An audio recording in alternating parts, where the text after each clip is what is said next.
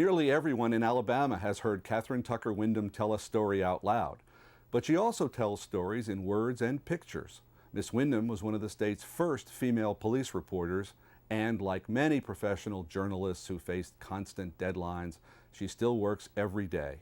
She creates commentaries, memoir, and photographs. I asked her where her story begins. Very often in these conversations with writers, the first thing to do is to talk about, and I always say something, or often say something like, well, our viewers may not know very much about you. Well, so, they may not. Oh, no. No, let's just tell them. I'll bet our viewers know more about your childhood than they do about the childhood of any other writer in the state. Julia Tutwiler, they know about her now, I hope. But your childhood has, as a result of your own work, storytelling, radio work, essays, memoir. I had a happy childhood.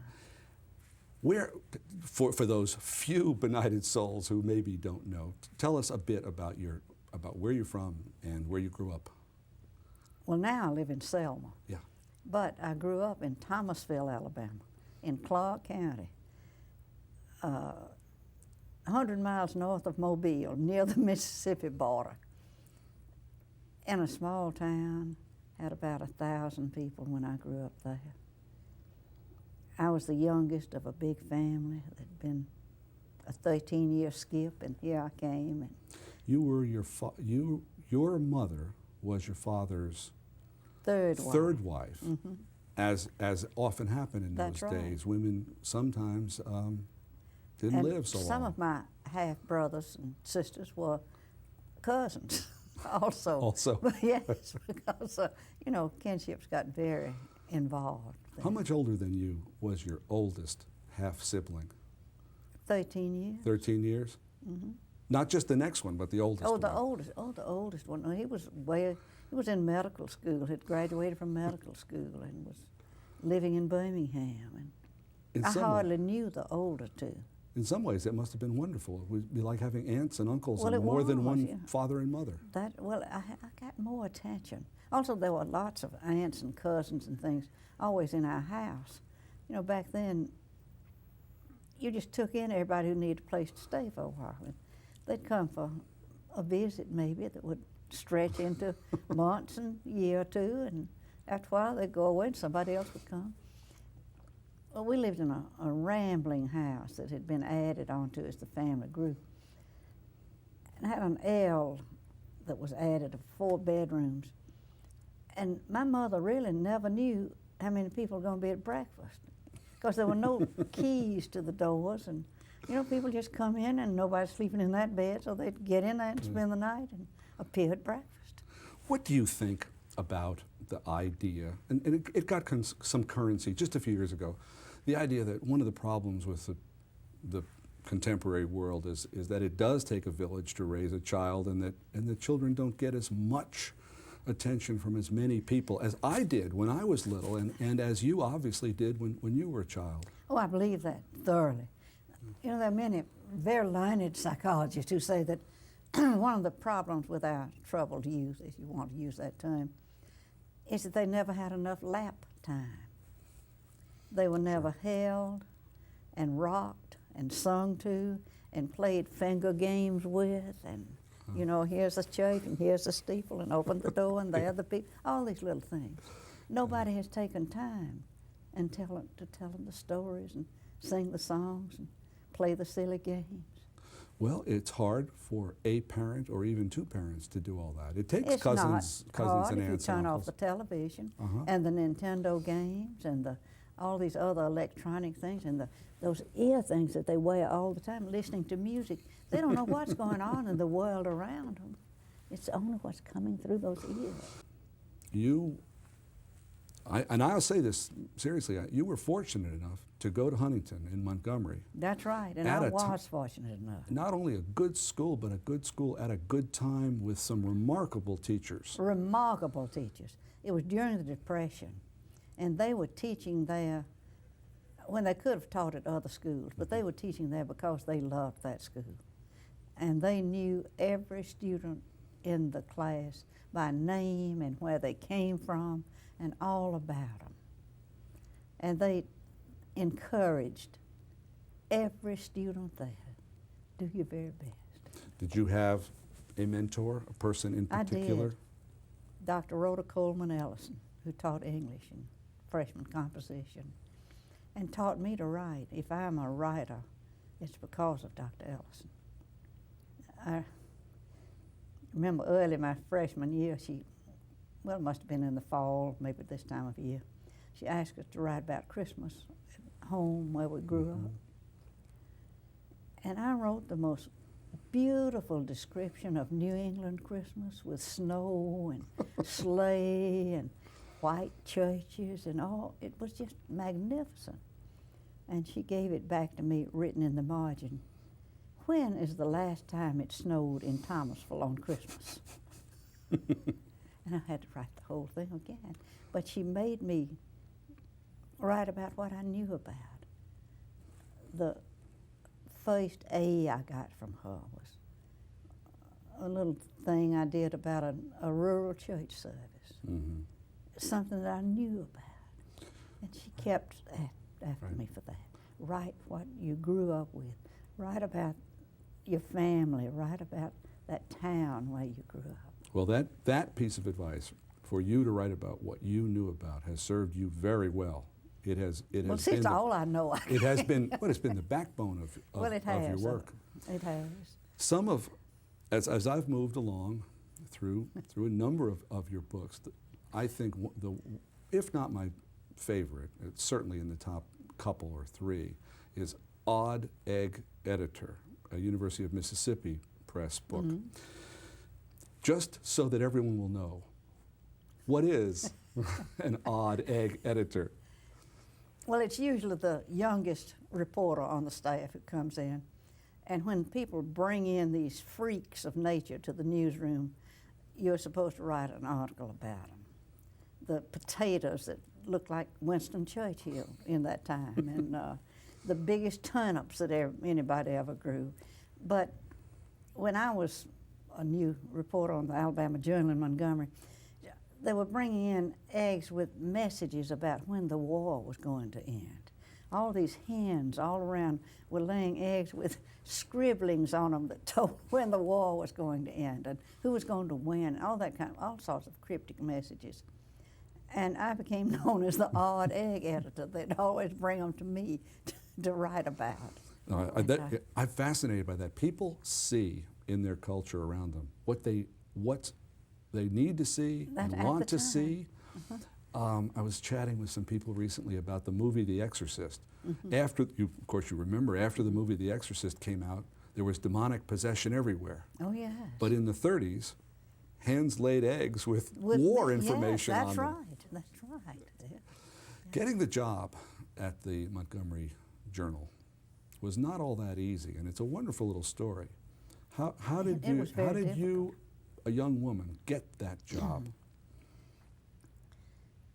Perseverance, I guess. Well, actually, World War II gave it to me. But I always knew that I wanted to be a newspaper reporter. That's the only thing I ever wanted to be. And I thought I qualified. I had a good education, and I wrote well. I'd edited the college paper, and I had done a lot of feature writing.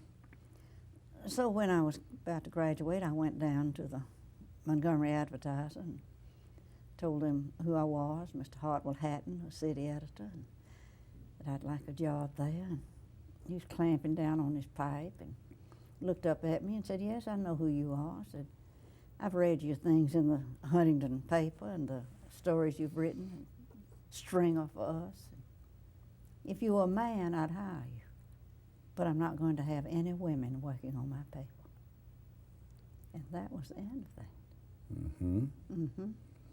But? So I went back to Thomasville and helped my mother in the insurance agency and did some writing then, still some freelance writing, and got a telegram one day. You know, the draft took a great many newspaper reporters, males, and they found that they had to fill in with women, that, you know, you have to have somebody who can write, no matter what the sex is. And if all the men are gone, we'll take a woman or two. And they took me. And they took you, they made you, they A gave you the police reporter. beat. Yes. How did that? Young and innocent child that I was. Was that was that was a some shock. merriment on their part to do that? No, but it was an education I'll bet. for this young woman who had grown up in strict Methodist family in a small town and been very protected, gone to a Methodist college. I didn't know there were people like that running around in the world that I met in the police courts. That would be the But place. I found it. It's still the best beat on a newspaper. It's where basic justice is meted out. It's where the common people, the average people, come into their first contact with the law. Mm-hmm. It's where it's just the whole cross-section of society there. But mainly they're poor. And if they have erred, it may be because it was necessary. And I got to be friends with a great many criminals, shall I say, who served their time at Julia Tutwiler Presley, especially the women. They were prostitutes, and they were sent there for 6 months, 10 months, whatever. But I just knew them all nearly. And I remember one time the state prison commissioner, Mr. Russell, Mr. Heck Russell, took me out to Tutwiler prison. I was going to write a story on the prison. And he was just amazed that nearly half the prisoners knew me. I knew them by name. And he wanted to make me the warden of Tutwiler prison. Well, I have no notion of doing that, fortunately. I did know my limitation. You went on from there to a marriage and children and a long period of time as a working reporter, if not full-time, in Selma, primarily in Selma, Yes, a little Birmingham, mostly Selma.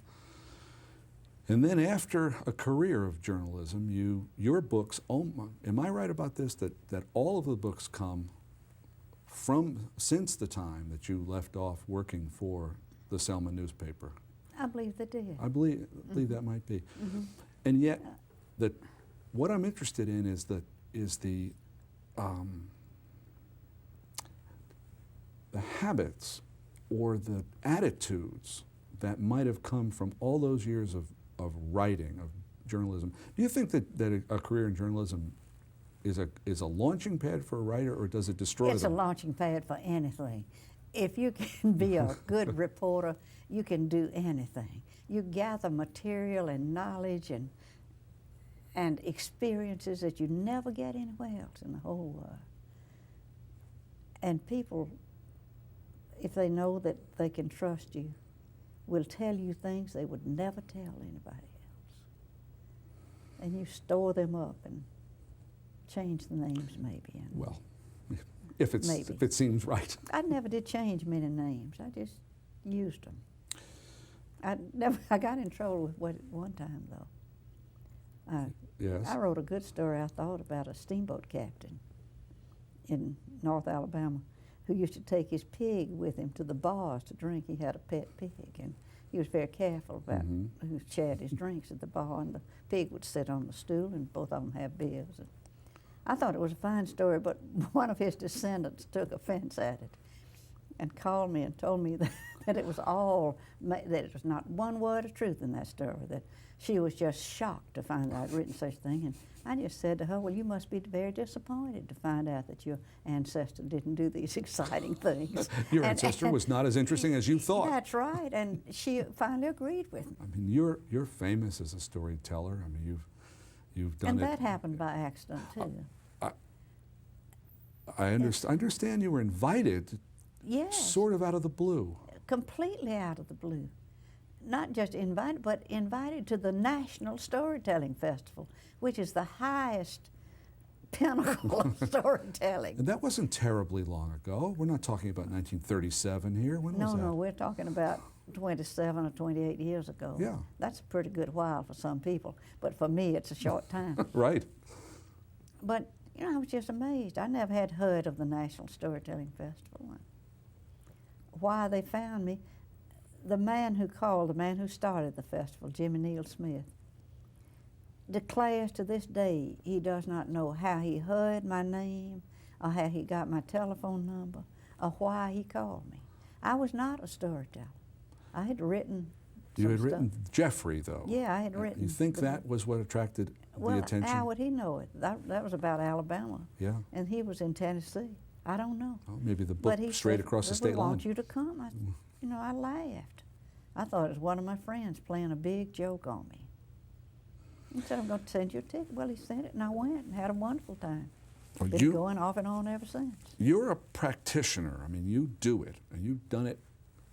It scares me to think how many times, how many occasions you've sat down and told adults or children or a microphone or someone a story. And you're a thoughtful woman. So I know that you've thought about, why does this work? Why do people like this? How come? I wish I knew.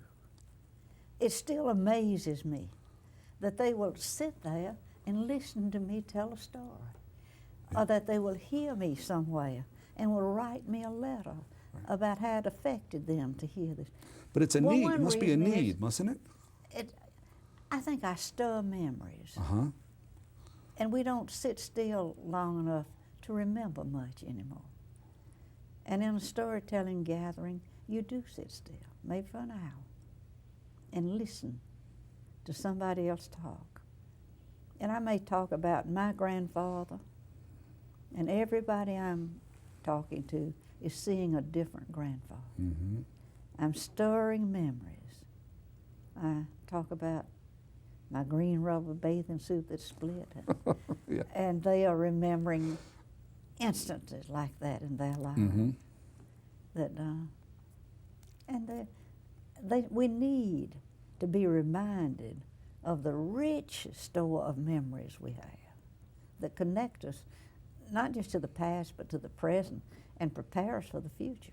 What about the children? My children? No, although you have wanna hear about my lovely children and grandchildren.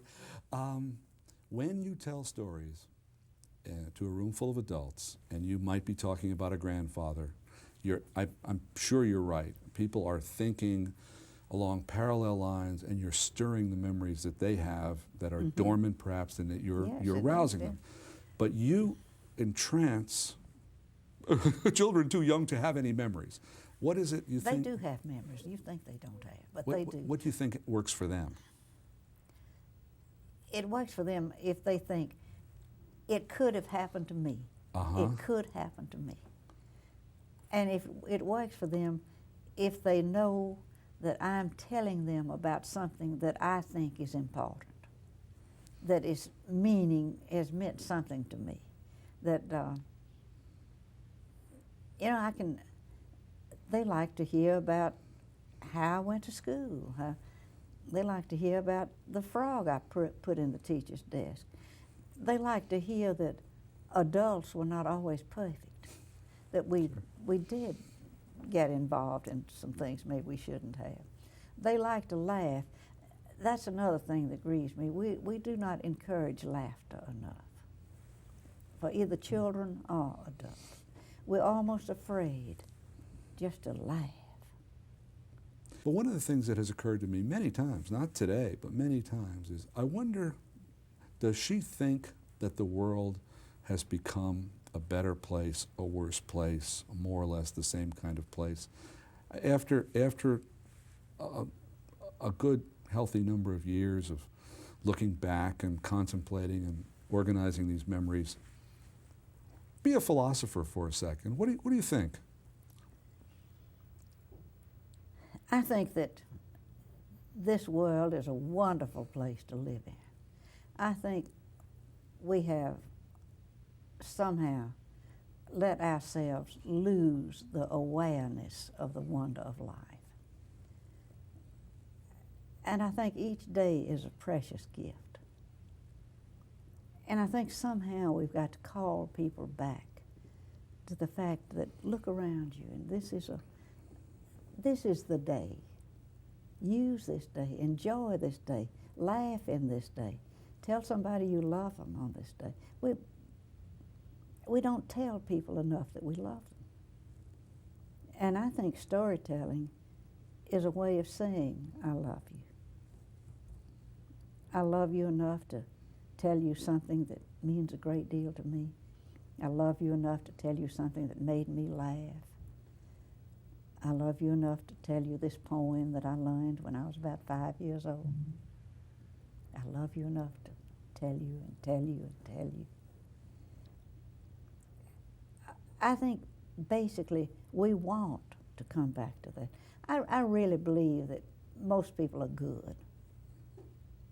I have known, I could count on one hand the bad people I've known. And people want to be good. They really do. Deep down, there's a urgency almost to be good. And for other people to think that you're good. No matter how we act, how we behave, we still care how other people think about us. And we would like to be thought of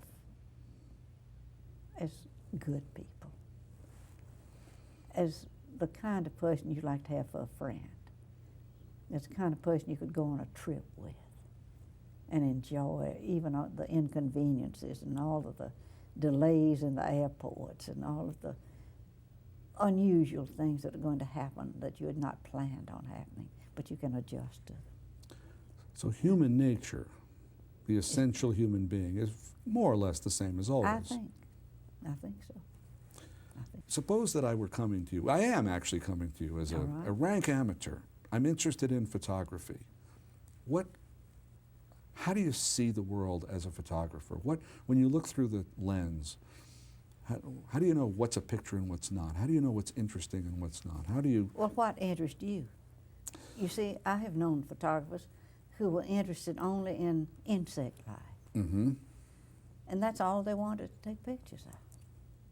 And they have great photographs of mosquitoes and ants and roaches and all those kinds of things, which, you know, that's not what I want to do. What do you want to do? What interests you? I want to have a little wider range Yes. of subject matter. I want to see, the beauty of the world. There's just so much beauty. Even in ugliness, there is some beauty. Mm-hmm. And I want to preserve some of the scenes that are passing that we no longer see. Preserve little bits of history. Mm-hmm. And I think I have done that in some of my photographs. Mm-hmm. Not only of people, but of places. I was looking at a book of photographs not long ago, and I hadn't realized how many older people I had photographed. Yes. And black people. And maybe it's because they were telling stories too. You see, that's where some of your finest stories come from. From the photograph? Yes, from these people that I photographed. I see. Yeah, I see. They had told stories, and then I wanted to take a picture of them. Well, some of your photographs are not only moving and lovely and as images, but they're also important as images of, as you've suggested, things that are either disappearing or already disappeared. Yeah, the baptism in the creek kind of yes, pictures. And the country stores. Yes. Which have almost all gone. Yeah. And the tenant houses. Oh, they used to be everywhere. And now you seldom see one. And every time I see one, I want to stop and photograph. And the old barns and the cultivating equipment, even the old tractors, which were new in my childhood. Is this why, at least in part, why Gee's Bend has such a strong pull for you? I wish I could define why I feel the way about Gee's Bend. I cannot turn it loose. It seems to hold me, really. It draws me back again and again. it's the people there and the stories they tell, the lives they've lived, their days of hopelessness and then of hope, and their ability to survive. It is an all-black community. Yes. In a bend of the Alabama River, southeast, yes. southeast Alabama. 40 Quite miles. isolated. Quite isolated. Of course, they are building a ferry now to, again, take them over across the river to Camden, which is only 5 miles as the crow flies, but 40 miles by vehicle to get around there.